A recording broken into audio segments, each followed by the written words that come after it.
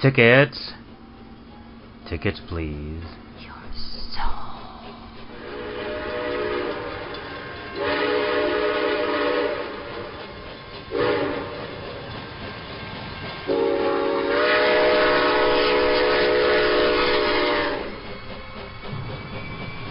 Step inside. Take a ride upon the Terror Train. All aboard, be fair warned. These rails house fear and pain. Find a seat, don't mind the heat. Just pray the lights stay on. Upon these rails, these bloody rails, in darkness lies no dawn. Yes, step inside, come crawl or glide. With us you shall remain. Upon this ride, this hellish ride, we call the Terror Train.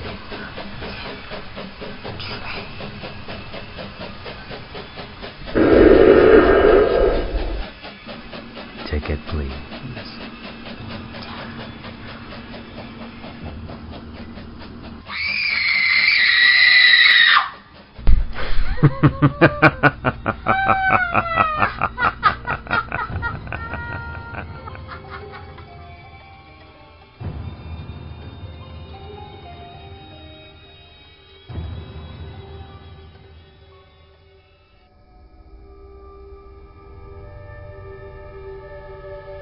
James Ward Kirk Publications presents Terror Train. Episode 124. Final destination. For now. California to Hell.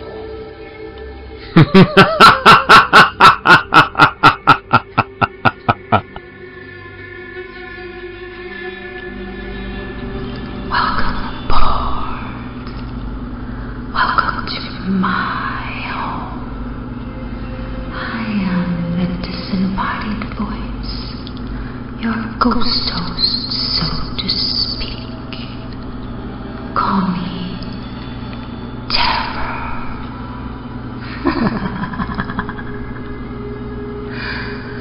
Welcome to my train. Be you dead, undead, or of the living.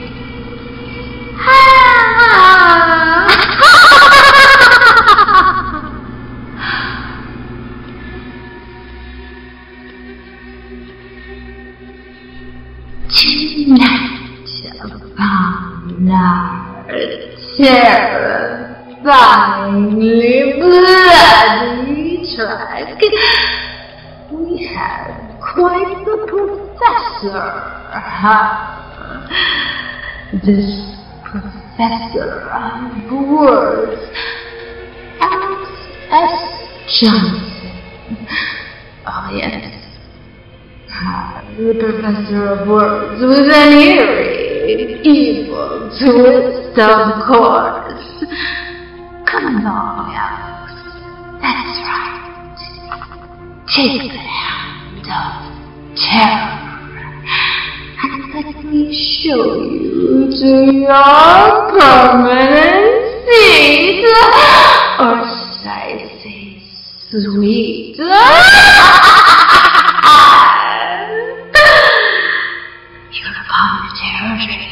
I'm sure you'll find your accommodations suitable for a man well versed.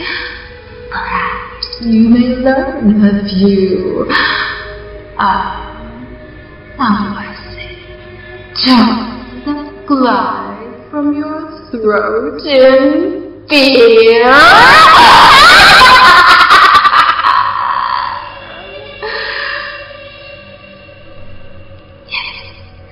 Take your seat, Alex, so we can all sit back as you hand over a bloody ticket, which reads Alex S. Johnson, Futurail.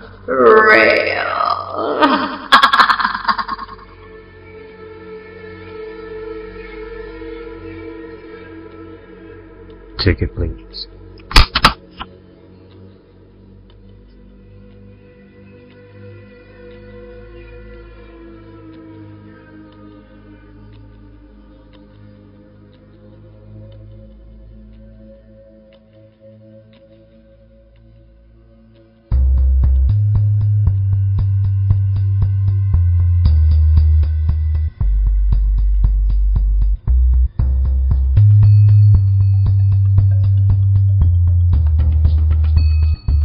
Futurail by Alex S. Johnson. Ricky Romaine checked her watch. In 5 minutes, Futurail was due at the San Francisco depot. Unless she released the ghost. Then, the train was due nowhere, and time was a clock without a dial. She could sense the ghost's restlessness in the box at her feet. Its hostility. Its anguish. A prisoner of war in a battle between the new superpowers. The other passengers were completely oblivious, of course. They knew nothing of Earth-locked souls, spirit captures that carried the seeds of destruction. Vapor gods, with the capacity to translate the train, complete with commuters, into a mist like themselves. A shuttle through time run amok. Off the rails and straight to hell. Already the concept of a train felt like nostalgia. You might easily nod off over the holopapes and find yourself back where you started, and returned, and started again, and returned an hour before. The transit between Sacramento and the New Bay Area was a quick puff of meta-cannabis, and then you were out there in the crowd of jostling citizens. The entire round-trip journey was a buzzing node of stations that folded and shattered and involuted and spat out terminals. The only constant was the commuters themselves, hurled relentlessly into a future that was already past. Ricky felt for the key in the pockets of her micropore trench coat and had a brief moment of panic before her hand closed over the celluloid card. It would be so simple. A swipe at the notch on the side of the box, and the end of the fight. But she wasn't about to make that decision just yet. Other factors were involved. Hers was not the only key. He would have to make the first move. If he did, the key would warm and pulse beneath her fingers, and that particular transit node was a fragment of history, a shard of pottery from an ancient Greek vase. A shot of mist squirted from the top of the box, briefly taking the form of a sigil before resolving into musical notation. Ricky struggled to recall whether this was a warning sign or meaningless. She smiled when she recognized the opening to the Mephisto Waltz. Even spook bombs were invested with a sense of humor these days. The landscape smeared by. Ricky placed her hands against the windows and enjoyed, as she had thousands of times before, the burn of the thermal trace as the windows reformatted to her own aesthetic optimum. Fin du siècle. Post-mortem modernity. An ice show of skeletal burlesque where the women morphed from big-busted showgirls to blue cadavers. Fractals sparkled at the window's edges as she watched.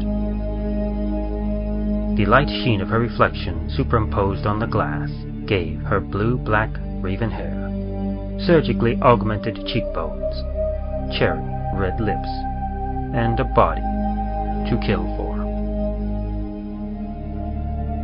She thought about all she was leaving behind. the full-service detective agency that did everything from the tracking of cheating husbands to the location of lost cyber pets. The revamped area of downtown where she did most of her business. The run-down bar in the old brick building. A former warehouse where she'd first learned of the war in a completely accidental way. Nova Death. They said she was the perfect operative, that her efficient professionalism and willingness to sacrifice scruples for profit was an asset. They plied her with drinks and drugs, and promises of off-world fantasy resorts where her least whim might manifest. Hunky neo-males who vanished instantly at the moment of climax. Slave girls who stuck around and serviced her until their use, too, had passed. If she wished, she need never leave Omega, watching the war on Earth from a skyport as cities evaporated, and entire populations melted like plastic toys in an incinerator. As she dined on the finest synthetic meat, and flicked idly through thousands of entertainment channels summoned on impulse, every nerve caressed to satiety.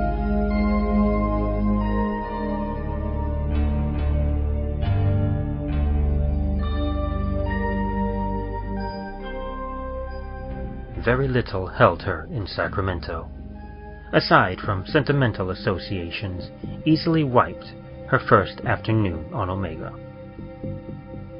Ricky was tempted. The offer appealed to her vanity and her taste for luxury and decadence. Humanity would suffer, but it was due for an upgrade anyway. The planet simply burped out more mouths to feed, more industries to sate an endless proliferation of appetites. The new global economy rivaled any in Earth's past, but only to make more consumers, more microcults, more domains of delight and torment. Cattle eating other cattle. As far as Ricky was concerned, they could choke on it. The only thing that kept her from completely assenting to the terms of her new associates was pride. To become an agent for either side was to sacrifice her independence, her integrity.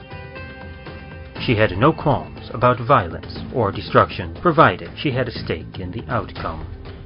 But that stake, that vital motivation, was missing, unless it involved a future with a man she had only glimpsed in the background of an intraweb capture, and fallen instantly, helplessly, in love. There was irony for you. Irony cake with paradox sprinkled lightly on top and served flambé. According to some of her sources in the underground, he was no man at all, but a digital confabulation, no more tangible than the ghost in the box at her feet. Not only that, but he had betrayed her once, as the first iteration of the key she had received from him slammed the door on her off-world accounts and inserted her intraweb persona into a satirical video game called Shit Gremlins. At least, she thought he was responsible. Only the agent she knew as 1017 could possibly have accessed her codes, as they were required as proof of goodwill before she could activate the key. But then again, supposing he was indeed behind the damage, she had no way to determine whether that too was part of the game. For once, her instincts had abandoned her, because she forgave him anyway, on the slim chance that he was a human being and the completely irresponsible sanction of her own heart. The previous week, she'd received a piece of drug data from 1017, downed with a wink and a nod to the bartender at Nova Death. Almost instantly, the data unfolded on her retinal screen. It was not what she expected. The message said nothing of espionage or literal time bombs infused in spectral bodies.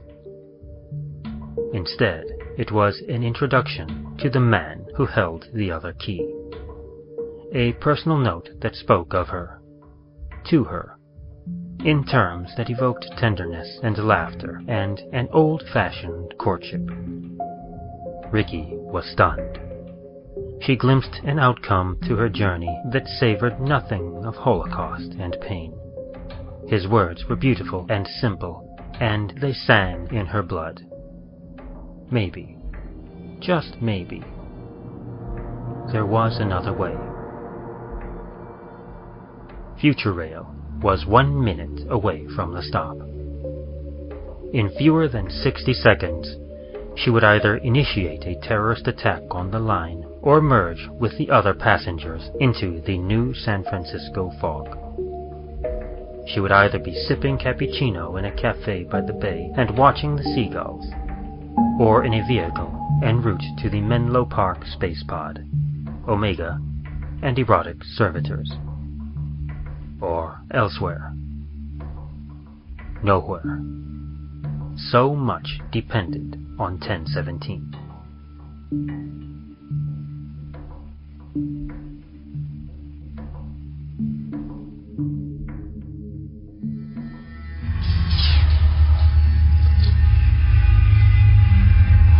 The man who was neither a phantom nor a digital simulacra, the fully flesh and blood agent whose real name was Ulrich Krell, was about to leave the comfort of his neo-Victorian mansion on the hill when his bay-facing window exploded.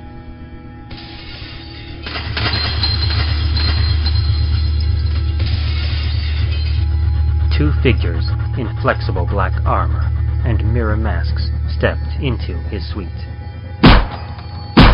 And that, for all practical purposes, was the end of 1017.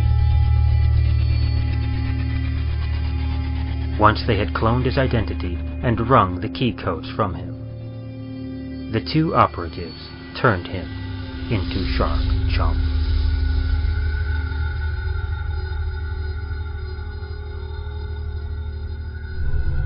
"30 seconds remained when the key began to pulse in Ricky's palm. Her heart hammered against her chest. This was it, the moment of choice. She reached down beneath the seat and, with both hands, set the box on her lap. Steeling her nerves, she lifted the card and swiftly swiped it through the slot. And waited.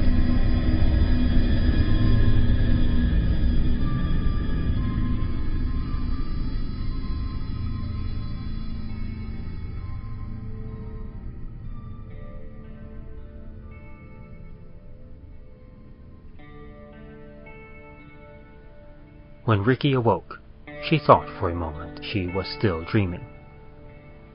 Beside her sat a man with long hair and a mustache, and goatee flecked with gray. His sky-blue eyes were soft and humorous. It was the man from the intraweb capture. 1017. What? She looked about her and saw a park, families picnicking, dogs running, children playing. Golden rays of sunshine poured down through a bank of clouds. She blinked and patted herself. She was still dressed in the trench coat she had worn when she boarded the train in Sacramento. The man beside her gently touched her shoulder and smiled. "Who are you? And where are we?" she asked. "You know who I am. Well, a part of me. My name is Ulrich Krell, and I was your contact person from the agency. I created the device you activated. The ghost in the box. The time bomb? Yes. Only it wasn't a weapon. The only thing it destroyed was the terrorist plot itself. The ghost was designed to erase those time vectors that appeared when the agency formed. I don't understand. What happened to the agency then? All those involved have other commitments now. Only the leader, Deep 22, was fully bent on destruction. Deep is now selling package tours to off-world fantasy resorts along the lines of the one on Omega. He won't be making any more trouble on Earth. That's for sure. So now what? Krell laughed. We do whatever you like. Take a walk in the park. Grab some coffee. Perhaps later, if you're so inclined, we could take in a show. Ricky suddenly recalled the drug text and the retinal message from the week before. The man who sat beside her, whatever else he might be, was most certainly the author of that note, and the beautiful, alternate future it described. She took his hand and kissed it. Well, she said, rising to her feet, I hope you're as fast on your feet as you are talented with words, because I'm racing you to the nearest coffee shop, and whoever loses better have the price of a cappuccino. I hope you've got some money on you, he said. I'm totally broke. And with that, he was off, like a bullet train.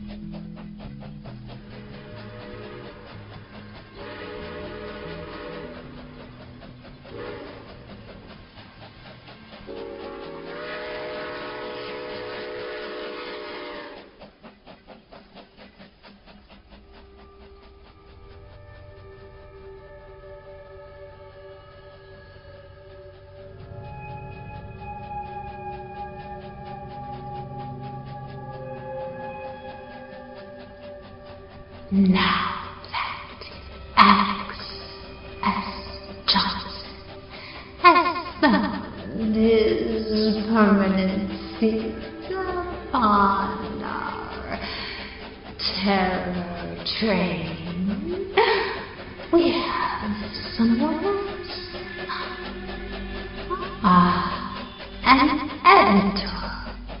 Oh my God. Oh, take these editors are. No. Yes, Krista Clark Grabowski. Oh, that slides off the tongue. Welcome, Krista. Come, yes, follow me. No. I have something you need to see. And, yes, we need a, what do we call it, conductor? Ticket, please. That's right. Tickets, please. So bloody are these tickets. Follow me, Krista. There's something I'd love for you to see. Oh my God. Yes, this way.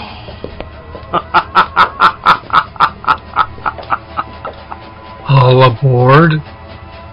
James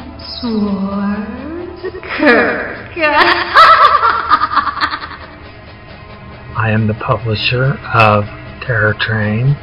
Therefore, I do have blood on my hands. Oh, James, you have far more than blood on your hands. Dark blood, like blood from the liver. We have your body, we have your soul. No. Please proceed to the dining car. Thank you. Ah, yes, the dining car. Oh, lovely. Are you hungry, Krista? Oh, come along. I'm sure there's something that you can find to satiate your hunger. I know I will. Where are you taking me? Oh, Krista. Oh, your fear is so lovely. Where is terror taking you?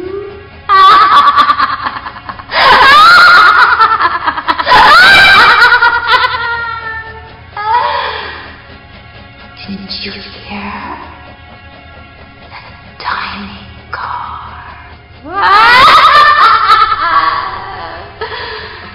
Come, conductor, join us.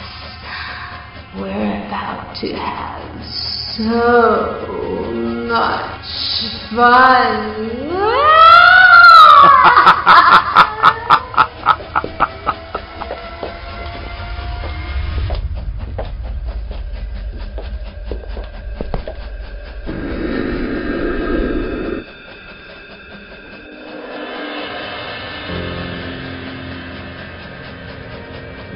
Oh my God, no. Please, please, no, don't. Oh no, please, God, no, don't. I want to go home. I want to go home. Ah! Ah! Please, make it stop, make it stop. Oh my God, please. Oh God! Oh God! Oh God! Does this train ever stop? Dr. Blaine, well, train. Oh my God! Is that my spleen? Oh God! Carrying through the landscape from shore to shore, this train makes a terrible sound. Good God, man! The caboose door has large metal jaws and teeth. What? Where's my fun? No, please, please. Let me out of here. No, no, no, no. Please. They're really skinny down digestion pits. Bring those creatures in. Let me out. It's so dark. So dark. Oh God, no, please. Trein zo zwart, ramen zo rood. Als vuur, zwavellucht, verbrand vlees. Never stops. It never stops. Oh my God. Hij remt, huilende wielen, gemartelde ziel. Hij komt me halen en ik moet mee naar het The huis. endless rumble and timeless roar of mechanical minutes and soul forever bound. That butt ugly stink lump swallowed my Oh dear, I greatly fear. We should be lost, I tell you. I gotta blow chunks. She's taking over my body. Someone do something. She's taking over my body. Give it back. No, please. No, Mary! No, Mary! Mary! No, Mary! Mary, no! No, Mary! No, Mary! Too much blood! Ah! Too much blood, Mary! No, Mary! Oh my God! So dark.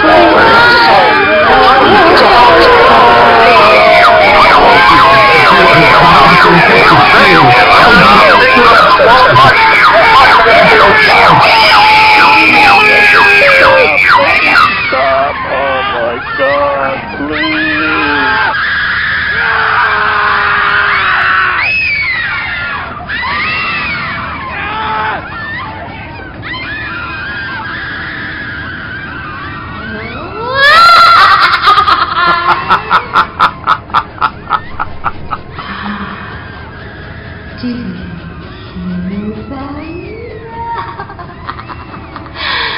Listen. Oh, listen to their bloody cries.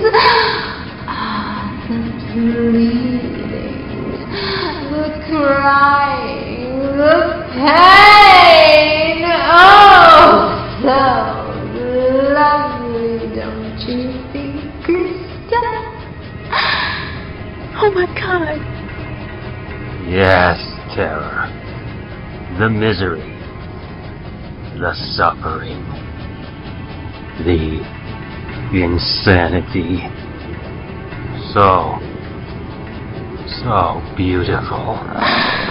Isn't this what you deem as you edit each story of this breathing life into each one?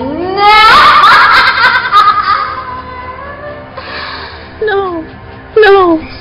To the crimes. Soon you'll be joining them.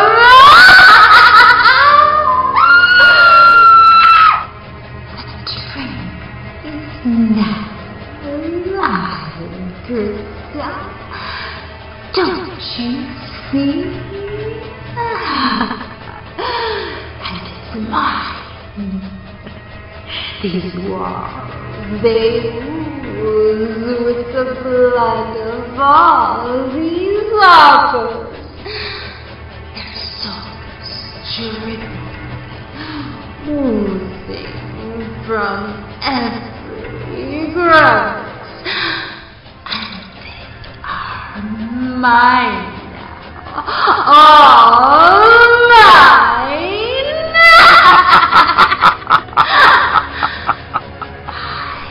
The conductor, we have taken their mortal souls in exchange for each of their stories penned, and they willingly handed over their bloody tickets.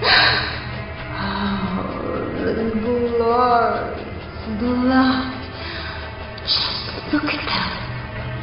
What is left of some is no more than insanity.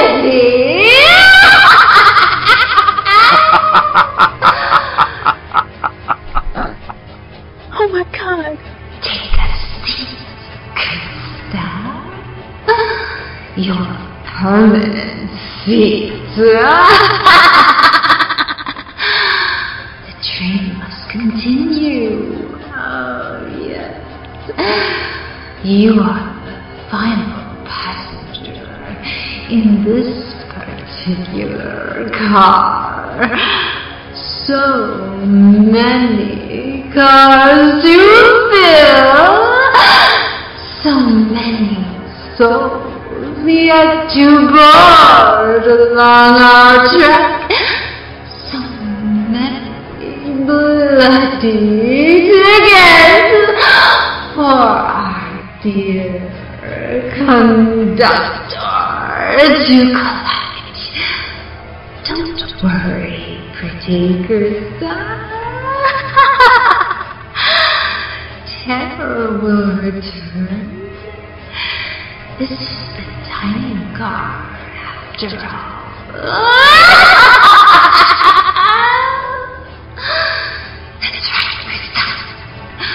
Make yourself uncomfortable. After all, this is the Terror Train.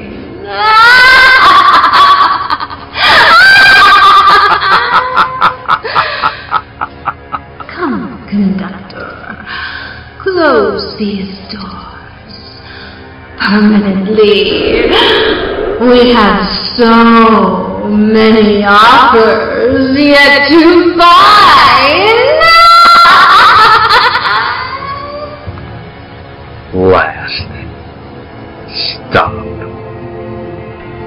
eternity.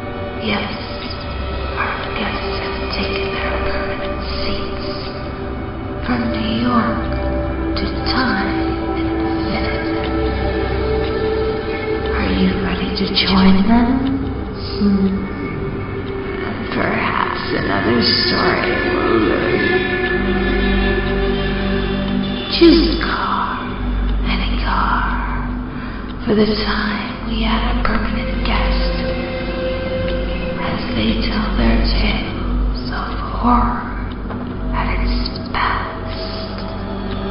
Come, yes, join me. My name is Terror, who rides the rails eternally upon the Terror Train.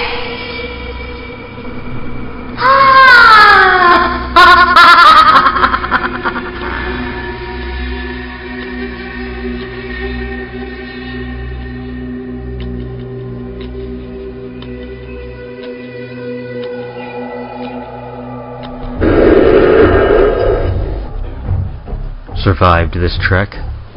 No turning back. Dare resist, just try.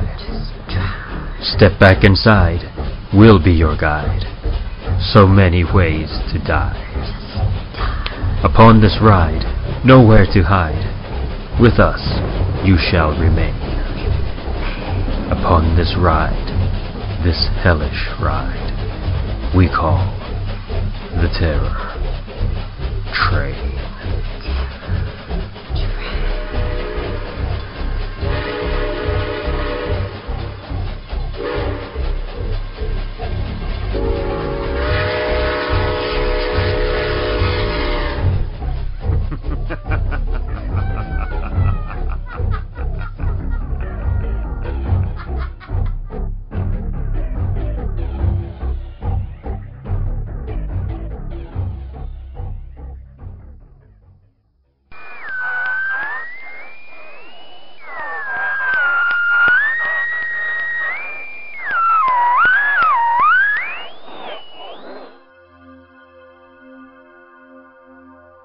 Terror Train Podcast, Episode 124, California to Hell. Produced by Krista Clark Grabowski, David Schutz II, and Mary Genevieve Fortier. Podcast directed and arranged by David Schutz II. The conductor, your narrator, was created by and played by David Schutz II. Terror, the disembodied voice, was created by and played by Mary Genevieve Fortier. Terror Train Podcast opening and closing poems written by Mary Genevieve Fortier. Host segment dialogue for Terror, the disembodied voice, written by Mary Genevieve Fortier.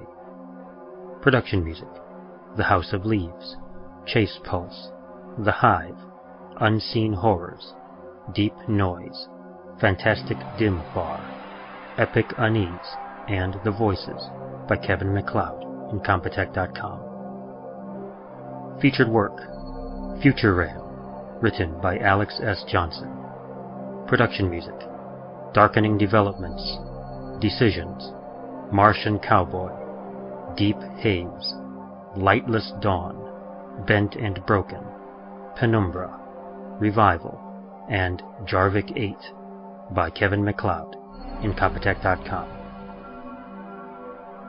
Guest voices in order of appearance: Krista Clark Grabowski, James Ward Kirk, Tinker, Thomas M. Malafarina, Lori R. Lopez, Bridget Kephart, Jeremy Mays, Roger Cowan, Stephen Alexander, David S. Pointer, Aaron Besson, Ree Sheridan Rose, E. S. Wynn, Shanoa Carol Brad, Mike Jansen, Dale Holland, Versailles Antoinette, Justin Hunter, Murphy Edwards, Alex S. Johnson, Mary Genevieve Fortier, and Abdul Qadir Tariq Bakari Muhammad.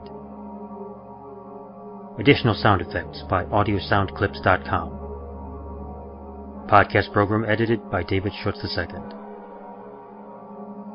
The stories and poems presented in the Terror Train podcasts are all featured in the James Ward Kirk Publishing Anthology, Terror Train, which was edited by Krista Clark Grabowski and A. Henry Keene. Cover art by Stephen Cooney. Content copyright 2014. Terror Train, podcast episode 124, California to Hell. Copyright 2014.